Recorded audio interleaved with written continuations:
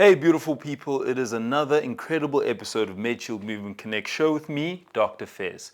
In light of Child Protection Week, we have somebody who is an expert who has worked in the Child Protection Unit and is the founder of The Guardian, Detective Sergeant Marc Hardwick.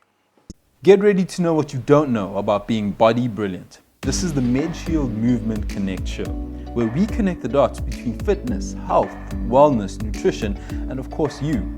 Hosted by me, Dr. Fez Mkhize, and a special guest that we have every month, sharing knowledge, insights, and groundbreaking tips on how to get fitter, be stronger, and live healthier. Turn up the volume and listen close. Today you amplify. It's the Medshield Movement Connect show. Let's go. Thank you so much for sitting down with us, Marc. You're very welcome. Could you tell me a bit about how you came into child protection services? So I joined the police many years ago. I left the police. I went overseas for a little bit. When I came back, I rejoined the police. And at the time that I rejoined, obviously you come back in with a certain amount of experience. You don't go to police college and all that again. And so the guy that was interviewing me was like, if you were going to come back, what would be, where would you want to go? And it was really just kind of saying, listen, I've always been really interested in working in the space of child protection. And interestingly, that day, the head of the child protection was there. And so he said to me, go and speak to her. And I did. And there was a space. And I think like 2-3 days later, I joined. And that was like way back in the 90s. And then I joined the child protection unit as a detective. I investigated crimes against children. In that space, you investigate things like, all sexual offences against child, so rape, sexual assaults, indecent assault, but then also things like child prostitution, child trafficking, pornography, those kinds of things. I moved up and then I started doing what's called project investigation, where you have a whole lot of detectives that work on a bigger case like syndicate pedophiles and that kind of thing. And then, about 2006, 2007, I left the police. And I started up the company called The Guardian. And essentially the initial idea was to do private investigation in this space, so to offer parents the ability to have an investigator that they could choose to do this privately if they chose to.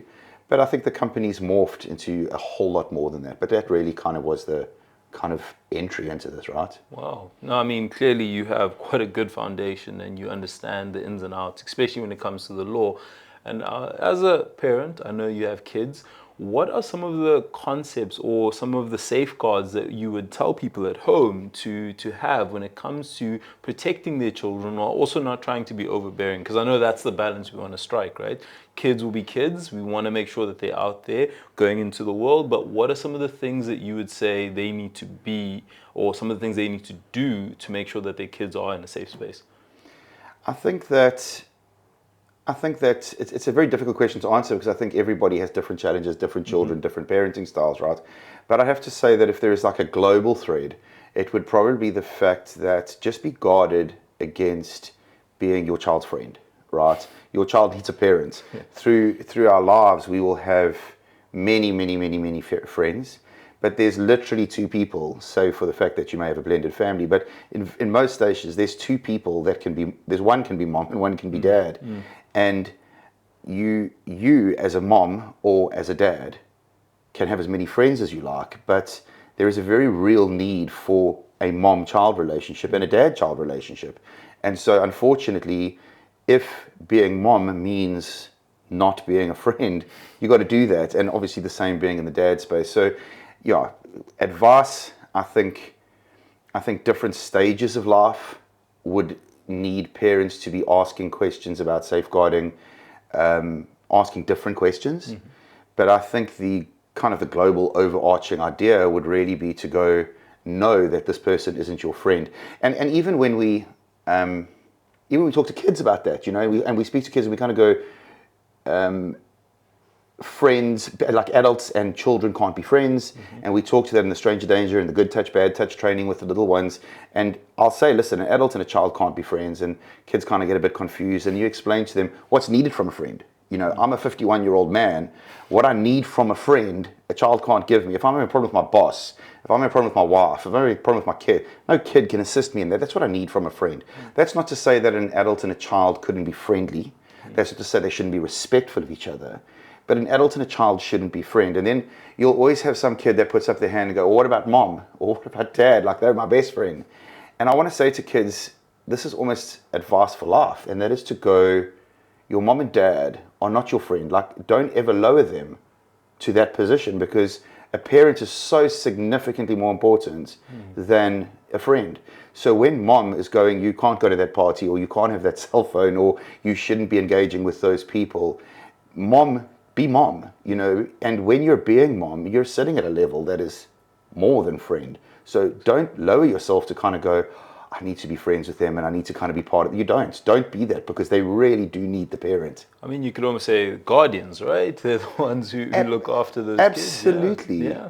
Absolutely. And I think what's funny is that that's where people would go, oh, but my kids should be my friends. They should be able to come speak to me. And I love that you said you can be friendly. You can engage with them in that friendly sense, but you are the guardian, the custodian, the person who's supposed to be looking after them. But in the show, we always say we try to connect the dots. So I'm going to try and unpack kind of the concept of how we can maybe help them as they progress. Because you said as they get older, different things happen and they shift, and the relationships also kind of shift. If I have a child who's in junior or senior primary, how do I approach the safeguards and the safety, and how does that shift when they get to high school and they're a bit more rebellious?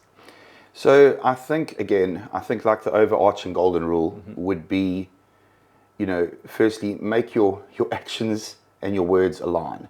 So be aware of saying to kids, as an example, spending too much time on the phone is bad, and then spending too much time on your phone, you know. So just make sure that actions and words align, certainly in the presence of the child. You know, you really do have a responsibility to behave in the way that's expected.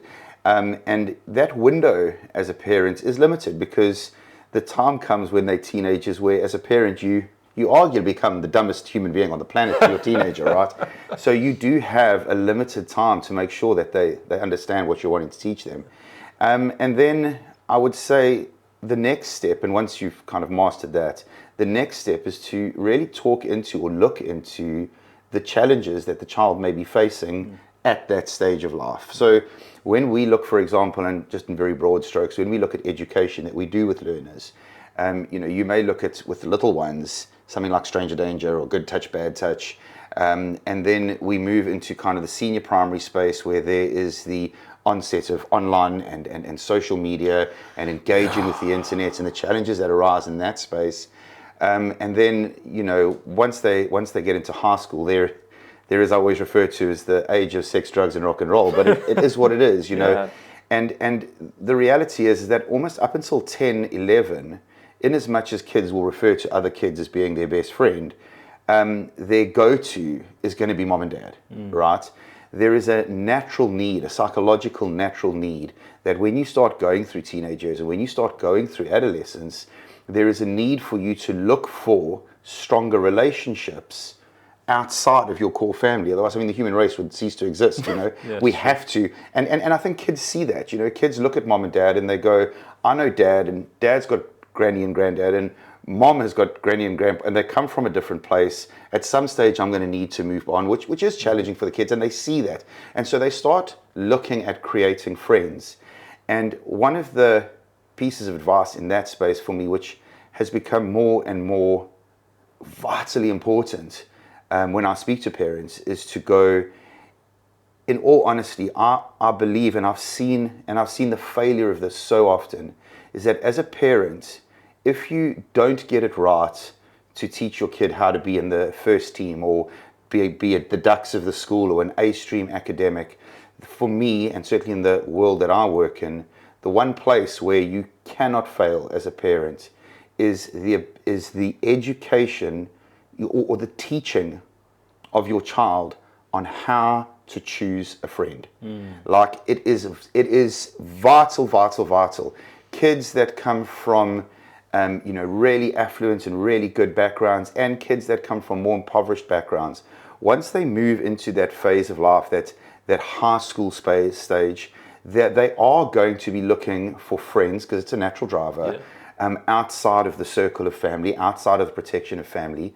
And you're going to have kids that, for example, may feel that another kid, for example, is a little poorer, and so I want to share my lunch with that child. They're doing the good thing. Helping somebody doesn't mean that that person's your friend.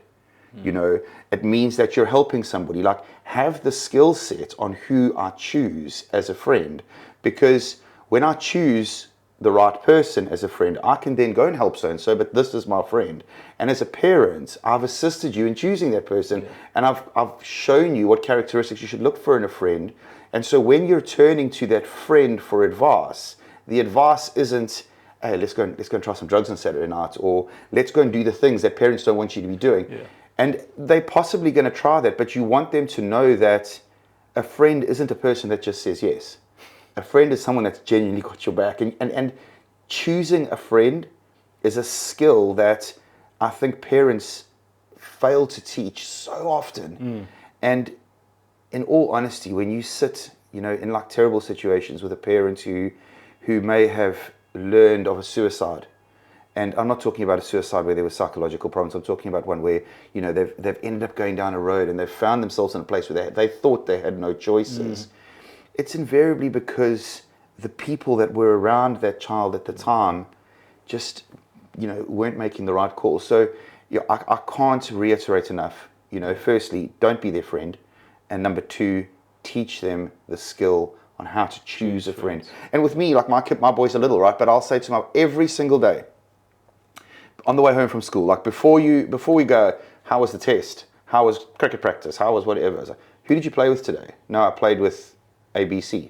Okay, why? Oh, because with my boys, because he had a ball. You know, that was the reason I chose him. Those are kids, yeah. And I'm like, okay, cool. And let's unpack that. And I can understand why you did that. So I understand why you. But is he a friend, or is it, okay? No, not really a friend. He was a nice guy today. Good, that's okay. I mean, it's beautiful that you say it that way, because discernment is so important. They talk about how you are the sum total of the people you hang around with, and that's not something that just comes into play when you're an adult. It's literally, if you're a human, environment is what's going to shape and mold you, and that's a really good skill set to be able to teach somebody when they're young. Now, we're speaking about, and I don't feel old, but I feel old when I compare myself to people in school nowadays. There's technology. Sure. How have you, as a parent, but also somebody within the Child Protective Services space, seen a shift happen with technology? And how can we figure out a way, as a parent, as people who have nephews and nieces, to work around that? So I think, I mean, we don't have a huge amount of time here, but I think that, again, kind of broad strokes advice would be, as a parent, take the learnings that you know from your parents, right? The rules that your parents applied to real world protection. Because, you know, there's people that grew up, they're now parents, but they grew up in a time where technology wasn't around. So how do you learn from your parents how to police technology when your parents didn't have to teach a parent technology, right? So if that's the space, apply the logic. So as an example, a daughter may want to go out and she's 15 years old. Okay, cool. So what would we do if our 15-year-old daughter doesn't go out? The first question I would say, where are you going? How are you getting there? How are you getting home? Who's going to be there? That is just standard real life protection. Now, you need to apply that rule in a similar space over here, right? So when we look at our kids and where they're going online, where are you going? I must know where you're going, all right? When you get there, what are you going to look like? So when my daughter says, no, I'm going to the mall and I'm going to go watch movies with my friends, and I go, cool, how are you getting there? No, so-and-so's mom's taking us, so-and-so's mom bringing. That's all wonderful. And then she arrives in the lounge and she's wearing this tight little mini skirt and this short little top, and, you know, she looks like she's trying to be too provocative. I'm going to say, go back and change. Well, apply that logic in the social world. Know where they're going, know what they look like, and know who they're speaking to. Then people go, okay, well, Mark, the problem is that social media, the kids have such a better understanding of social media than we do. So, definitely. And I think that the uncomfortable truth is that choosing to have a child at a time when technology is so significant, you can't not understand technology. You know, you can't not. You can't. If I had to say to you, listen, I'm going to take your child to ABC Center, surely you would be saying to me, Okay, well, what's ABC Centre? Yeah. No, well, there's a movie there, and there's a couple of restaurants. Oh, okay, cool. Now I understand what ABC Centre is. But you wouldn't just say, yeah, okay, go, because I very well may be taking the person to, I don't know, an escort agency or drug den. Sure. So find out what ABC is. Sure. And unfortunately, choosing to have kids today means that there is a responsibility on you to know where they're going. Have an app on the phone. When a child wants to download their TikTok or whatever it is that they want to download, let it come across your phone. Make it be you've got to put your thumbprints on. And when they want to download and you don't know what the hell it is, don't just make the assumption that TikTok is a stopwatch. Listen, I'm pretty sure, like my mom, when I speak to her, she also goes, I don't know. She kind of stopped on Facebook and she said, that's where my friends are and I'm going to hang out with my friends. TikTok is a very foreign language to her. You have kids, and I just want from your experience, are you giving your sons a phone? Do they have a phone? Do they play with your phone? What have you been doing with them that's kind of ensured that you have some level of understanding and control when it comes to the internet? So rule of thumb, and this my wife and I had a conversation, my boys are little, so I've got a 10 and a 12-year-old. The rule of thumb is excuse me, that 12 years old, you can get a phone. Excuse me. On our website, which is a resource that is available to parents, they can just go and download it. But on there, it's what we call what's called the real cell phone contract. Yeah. And now you receive a cell phone, and you need to sign a contract. Like I need to sign a contract with MTN and Vodacom, but this is the real contract, right? Yeah. This is the one between you and me. The most important. And these are the rules. Yeah. And just like if I don't meet the contract criteria with MTN, I'm going to lose my phone. Well, that's exactly the same, but you must know that up front. Like, don't be shocked when it goes. Yeah, I like that. That's that guardian, like, what I'm going to tell you need to do. Absolutely. So things like, you'll never have a password on your phone that I don't know. If I pick up your phone and I can't get into your phone, well, you're in violation of the contract. And there's a sanction for that, And so we need to kind of get those things sorted out. And the contract is on there. It's tailorable, fits it to what fits in your family. I'm not saying 12 is the year. For us, it was. But then the other side of the coin is also going, I think that parents that make the call to go, no technology, no cell phones, no engaging with the internet until you're an adult, I think you're also setting up a big problem because they're growing up in a technology-rich world. Exactly. And not understanding technology, I think, puts them on the back foot anyway. So know that you're raising a kid in a technology-rich world and get to know the technology, set the boundaries, and police the boundaries. In your experience, and I know you can never encompass everything, what are some of the key things that jump out at you just in your mind that you would say, because you did speak about stranger danger and the concept of being able to have good touch, bad touch. What are just some of the concepts that just jump out at you right now that you would tell parents to look into around concepts for child protection? Stranger danger as an education, as a topic, is a good one. We want to tell kids to be aware of that. But we need to bear in mind that statistically, the person that's going to hurt the child, it's like 85% of the time, it's going to be a family member, 10, 15% of the rest of the time, it's going to be a close family friend. And the amount of time that it's actually a stranger is tiny.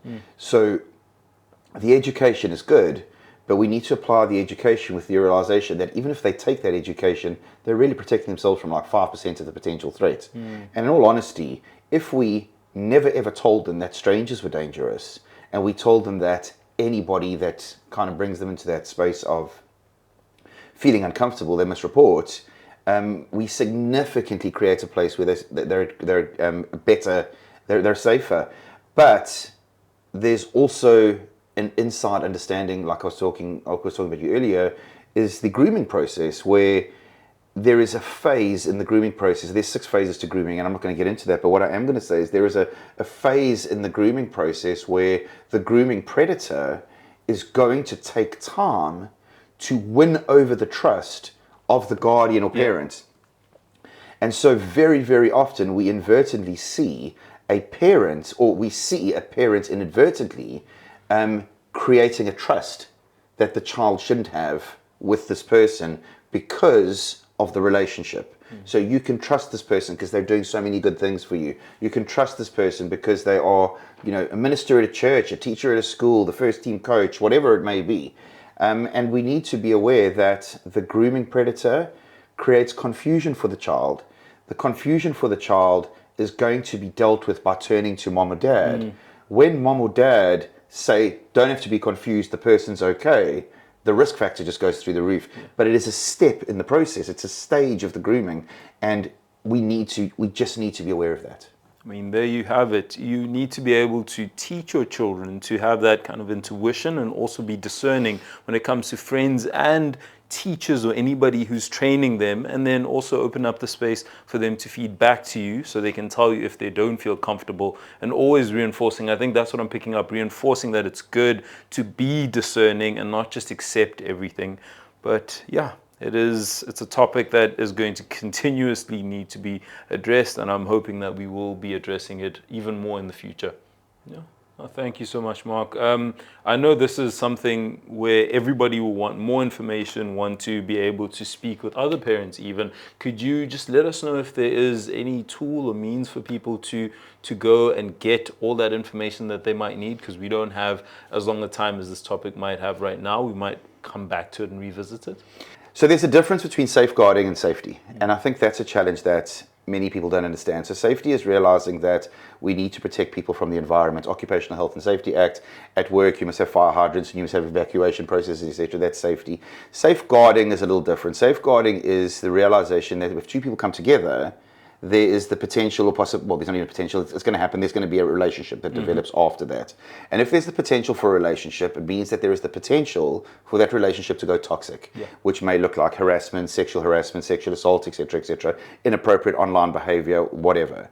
So if we understand then that our kids, by default and by law, have to create a relationship with an educator, have to create a relationship with a coach, we've got to be mindful of the fact that there's the possibility that that relationship can go toxic.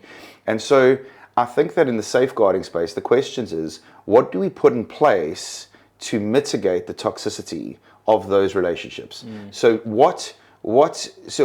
for example, going back to safety, right? You don't put a seatbelt on because you're going to have an accident. It's in case. You don't put burglar bars on your window because someone's going to break in. It's in case, right? So it's, what do we put in place in case something goes wrong? So asking your school, what is the change room policy at the school? What is the policy pertaining to clearances against the sex offenders register for educators? What is the policy in terms of when we go on tour? What is the photography policy at the school? Do you have one? If you don't, like, when are we getting one? Is there a person at the school specifically designated to the safeguarding? I'm not talking about the safety. Very often schools will go, we've got a school counselor, we've got a psychologist. Yeah, but those are reactive things. That's somebody that's going to engage with the kid if we identify a problem. What do we put in place to stop the problem happening in the first place? Because historically, catching a pedophile and getting the child to really good counseling was the win.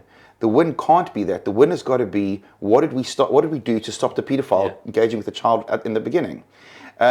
So for me, I think that that's a very, very real thing. I think we have to be asking the questions, and we're in the process now, and I want to almost say, watch this space. You say it, watch this space, and you can tell them at home.